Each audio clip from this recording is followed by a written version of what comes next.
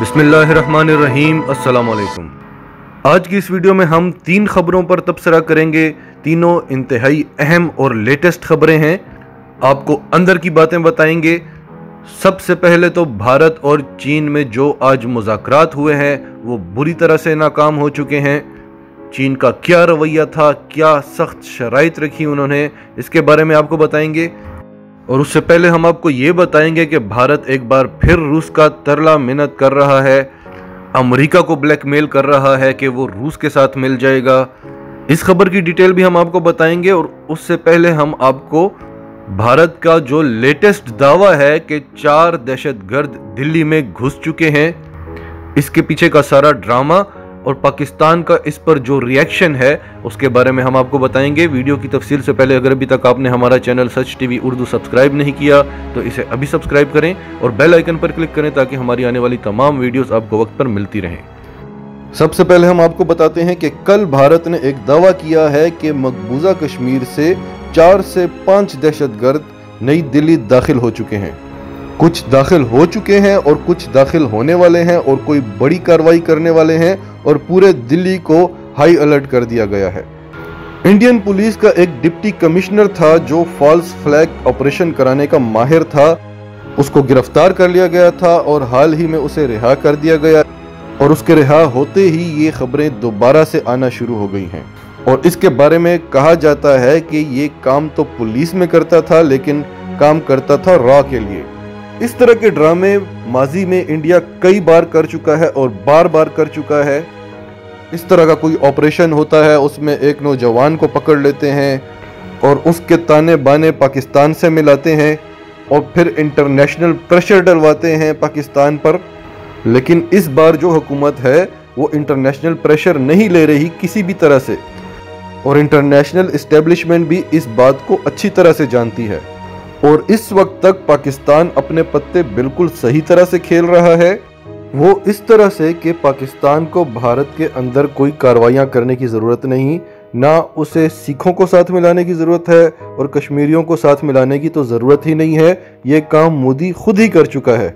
बल्कि अब तो हिंदुस्तान के तमाम मुसलमानों को होश आ जानी चाहिए। अब की बार खेल कुछ अलग हो रहा है। भारत के हमसाया ममालिक वो सब उठ खड़े हुए हैं भारत के खिलाफ। और भारत चीन पर क्या प्रेशर डलवाएगा? चीन 100-150 अरब डॉलर लगा दे उसके लिए तो मजाक है। और कितने मुल्कों को खरीद ले, जैसे उसने नेपाल को साथ मिला लिया। परसों उसने बांग्लादेश के तमाम प्रोडक्ट्स पर कस्टम ड्यूटी ख़त्म कर दी, जो कि बांग्लादेश के लिए बहुत बड़ी बात है। और हमने आपको पहले भी कहा कि आप ये ना समझिए कि जो कुछ भी हो रहा है पाकिस्तान खामोशी से बैठा हुआ है या पाकिस्तान को इसका इल्म नहीं है या चीन जो कुछ भी कर रहा है वो पाकिस्तान की मर्जी के बगैर कर रहा है।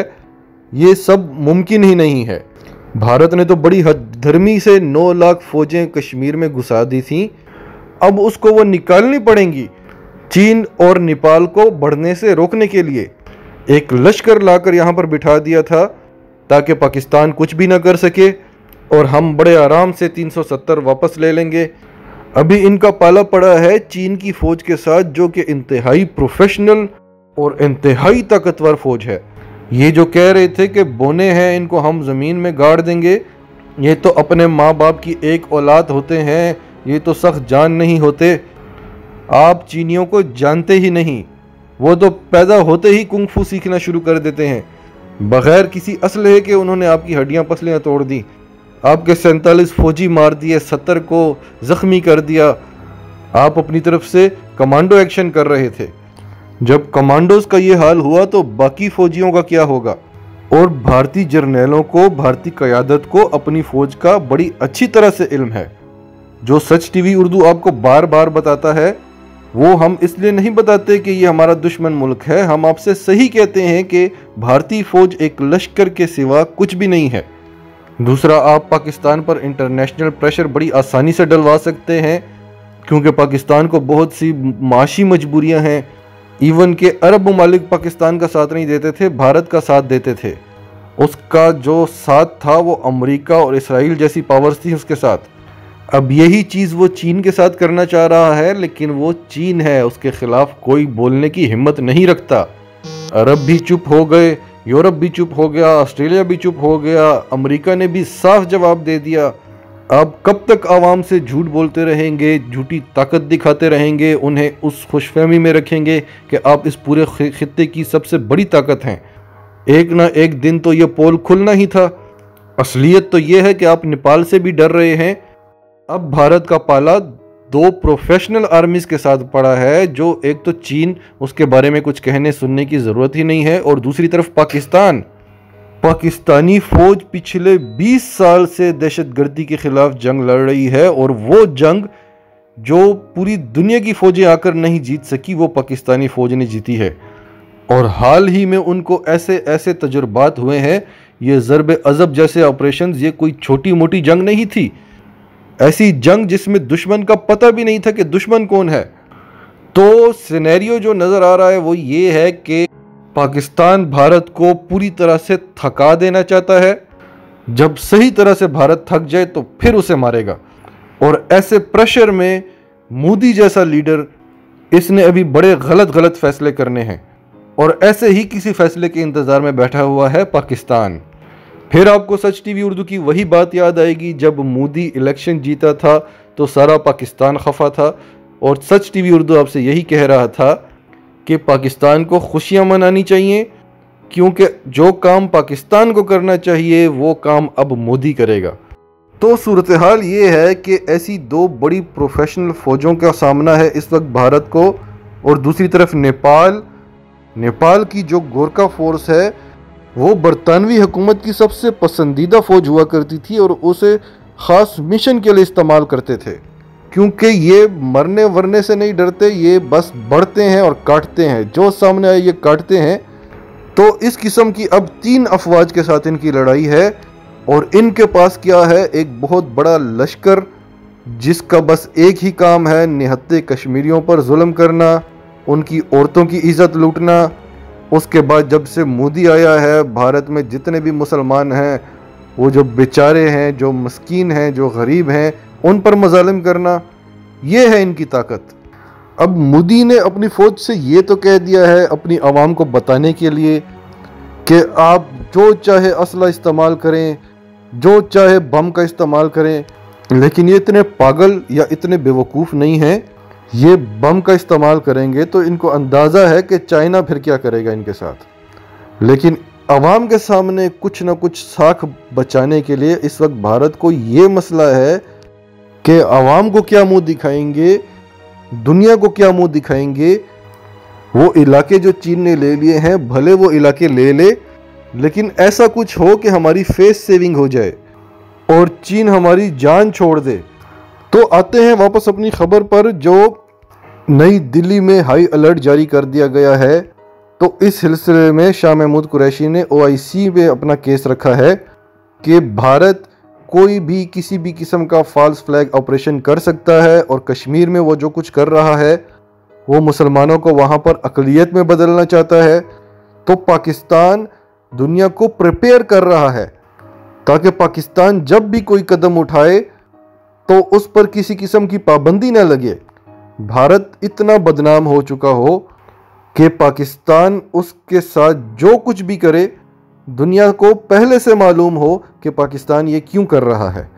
अब दूसरी खबर ये है कि भारत का डिफेंस मिनिस्टर राजनाथ सिंह, जो पूरी दुनिया से मदद मांग के देख चुका है लेकिन कोई भी उसके साथ खड़ा नहीं हुआ, वही बात कि अगर पाकिस्तान होता तो सब आ जाते, वो चीन है, सबको बैठे बैठे खा जाएगा।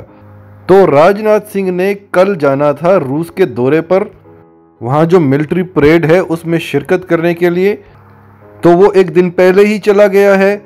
वहाँ पे चीन का डिफेंस मिनिस्टर भी पहले से पहुँचा हुआ है, और ये रूस को बताने जा रहा है कि पाकिस्तान और चीन से हमें इंतहाई ख़तरा है, और जो S-400 है उसकी डिलीवरी जल्द अज जल्द की जाए, जो कि रूस डिले करता जा रहा है। रूस का कहना है कि वबा की वजह से वो डिलीवरी लेट करेगा दिसंबर 2021 में, और भारत का ये कहना है कि तब तक भारत के साथ क्या कुछ हो चुका होगा, पाकिस्तान भी कुछ भी कर सकता है और चीन तो ऑलरेडी कर रहा है। लेकिन हकीकत ये है कि रूस का मुआहदा हुआ है चीन के साथ S500 जो इसका लेटेस्ट मॉडल है, और उसका भी लेटेस्ट मॉडल S600 जो उसने चीन को बेचने हैं। और चीन के साथ उसका मुआहदा है कि आपने ये किसी और को नहीं बेचने। और रूस और चीन इस वक्त एक हैं, और वो भारत के लिए एक नहीं हुए। भारत को तो वो किसी खाते में नहीं ले रहे, वो दुनिया से अमेरिका की इजारादारी ख़त्म करने के लिए एक हुए हैं, डॉलर की बदमाशी ख़त्म करने के लिए एक हुए हैं, और वो ये बड़ी कामयाबी के साथ अपना खेल खेल रहे हैं। अब रूस और भारत का जो S400 का मुआहदा हुआ था, वो भारत पाकिस्तानी मिसाइलों के ख़िलाफ़ S400 की डील कर रहा था, और इसमें कोई शक नहीं कि S400 बहुत ही बेहतरीन एंटी बैलिस्टिक मिसाइल है, दुश्मन मुल्क से आने वाले मिसाइलों को रोकता है। लेकिन अब जंग छिड़ी हुई है भारत और चीन के दरमियान, यानी ये मिसाइल इस्तेमाल होंगे चीन के ख़िलाफ़, तो चीन और रूस की दोस्ती पर तो फिर इसका असर पड़ेगा। इसलिए भी रूस डिले कर रहा है, और भारत भी असल में ये मिसाइल ख़रीदने की उसको कोई जल्दी नहीं है। वो दुनिया को बताना चाहता है, स्पेशली अमेरिका को, जापान को, ऑस्ट्रेलिया को, कि आपने तो हमें चीन के आगे कर दिया, अब आप हमारा साथ नहीं दे रहे तो हम रूस के पलड़े में आ जाएंगे। और रूस के पलड़े में आने का मतलब है कि चीन के पलड़े में आना और पाकिस्तान के पलड़े में आना, क्योंकि जब ये डील हुई थी तब रूस और पाकिस्तान के कोई ख़ास ताल्लुकात नहीं थे। इस वक्त रूस और पाकिस्तान एक पेज पर हैं। और मज़े की बात ये कि S400 में जितनी भी इलेक्ट्रॉनिक्स की प्रोडक्ट्स और जितने भी गैजेट्स लगे हुए हैं वो सब चीन के हैं। तो बात S400 की नहीं, असल में भारत रूस के कदमों में गिरने गया है कि किसी भी तरह से चीन से हमें बचा लो, इसे कहो कि हमें इतना मौका दे कि हम फेस सेविंग कर सकें। अब आते हैं अपनी आखिरी और सबसे अहम खबर पर, जो आज भारत और चीन के दरमियान मुज़ाकरात हुए हैं। आपको याद होगा कल की वीडियो में हमने आपको बताया था कि भारत ने ये फैसला किया है कि हम जो मीडिया को खामोश करा के बैठे हुए हैं, अब इस मीडिया को हम दोबारा से इस्तेमाल करेंगे ताकि अवाम फ़ौज से दिल बर्दाश्ता ना हो जाए, अवाम का फ़ौज से भरोसा ना उठ जाए, यानी वही झूठ का कारोबार दोबारा से शुरू हो जाएगा और पूरी दुनिया भारतीय मीडिया का मजाक उड़ाएगी। आज वही हुआ। मुज़ाकरात के बाद तमाम मीडिया चैनल्स के एंकर्स के चेहरे तो मुरझाए हुए थे, लेकिन वो बड़ी जोश और जज्बे के साथ आवाम को बताने की कोशिश कर रहे थे कि हमने तो चीन को साफ साफ कह दिया कि ये इलाके तुम्हें छोड़ने पड़ेंगे, ये इलाके हम तुमसे लेके रहेंगे। अगर ऐसा है तो आपका वज़ीर आज़म तो कह रहा था कि चीन हमारे किसी इलाके में घुसा ही नहीं, तो फिर आप मुज़ाकरात किस चीज़ के करने गए थे? और अगर आपने चीन की फ़ौज को वापस भेजना है, अपने इलाके खाली करवाने हैं, तो मुज़ाकरात के लिए मिन्नतें समाजतें क्यों कर रहे हैं? जाएं और निकालें उनको वहाँ से। अब हुआ क्या, वो सच टीवी उर्दू आपको बताएगा कि चीन और भारत के दरमियान आज के मुज़ाकरात भी मुकम्मल तौर पर नाकाम हो चुके हैं। अब मुज़ाकरात में ऐसा क्या हुआ वो आगे चल के हम आपको बताते हैं। ऐसा क्या हुआ कि आपने अपना सारे का सारा एयर डिफेंस सिस्टम लद्दाख में तैनात कर दिया है। हम आपको कब से कह रहे हैं कि इनको अब कश्मीर से अपनी फ़ौजें निकालनी पड़ेंगी। सारे का सारा defence system, air defence system इन्होंने लद्दाख में तैनात कर दिया है, और ये सारे के सारे सरफेस टू एयर मिसाइल हैं, क्योंकि भारत जान चुका है, सैटेलाइट पे तस्वीरें देख चुका है कि चीन अपनी कंस्ट्रक्शन कर रहा है और किसी भी वक्त चीन की एयरफोर्स जो है वो भारत में दाखिल हो सकती है। और चीन ने उन तमाम इलाकों में जहां उसने कब्जा किया वहां पे वो सॉलिड कंस्ट्रक्शन कर रहा है, कोई खेमे वेमे नहीं लगा रहा। यानी उसका कोई ऐसा इरादा नहीं है कि मुज़ाकरात होंगे फिर वापस जाना पड़ेगा। उसने अपने कदम वहां जमा लिए हैं। चीन ने साफ अल्फाज में भारत को कहा कि पूरी की पूरी गलवान वादी खाली करो, जितने इलाके जो कैंप तुम्हारे बच गए हैं हमसे वो भी चुपचाप छोड़कर चले जाओ। और भारत का ये मुतालबा था कि हमें कुछ टाइम दो, हम छोड़ देंगे, हमें फेस सेविंग का टाइम दो, अभी कुछ ऐसा करो कि हम जाके अपनी कौम को बता सकें, हमारी कुछ फेस सेविंग हो जाए।